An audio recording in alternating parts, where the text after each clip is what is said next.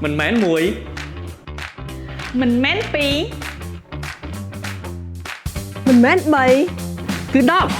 10គឺជារយៈពេល10ឆ្នាំនៃការចាប់ផ្ដើមបើកដំណើរការនៃក្រុមហ៊ុនធានារ៉ាប់រង People and Partner ហើយឆ្នាំទី10នេះគឺជាពេលវេលាដ៏ស័ក្តិសមបំផុតសម្រាប់បន្តការផ្លាស់ប្ដូរកែលម្អនិងនវានុវត្តន៍សេវាកម្មរបស់យើងឲ្យកាន់តែល្អប្រសើរជាងមុនដើម្បីបំពេញតម្រូវការអតិថិជនសប្តាហ៍នេះ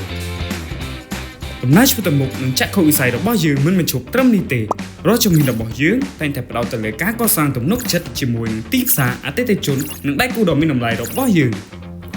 ជាមួយអតិថិជនច្រើនជាង 10,000 នាក់យើងមានមោទនភាពក្នុងការផ្ដល់សេវាដែលពោរពេញទៅដោយភាពជឿជាក់ទំនុកចិត្តនិងការគាំទ្រទៅដល់តម្រូវការជាក់ស្ដែងរបស់អតិថិជនទូទាំងប្រទេស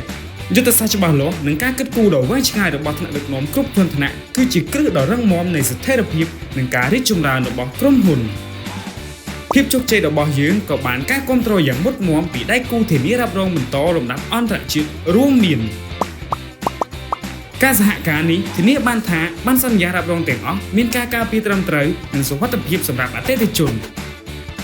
នវានុវត្តន៍មិនមែនគ្រាន់តែជាពាក្យស្លោកសម្រាប់យើងទេប៉ុន្តែវាគឺជាវិធីសាស្ត្រនិងភាពបត់បែនក្នុងការសម្របខ្លួនដើម្បីបង្កើតគុណភាពសេវាកម្មសម្រាប់អតិថិជននិងដៃគូសហការរបស់យើង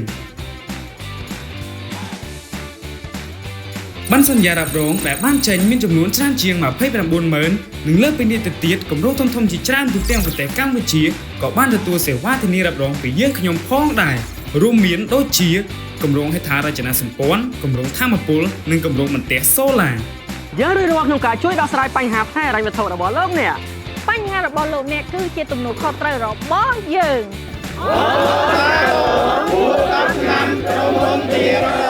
People and Partner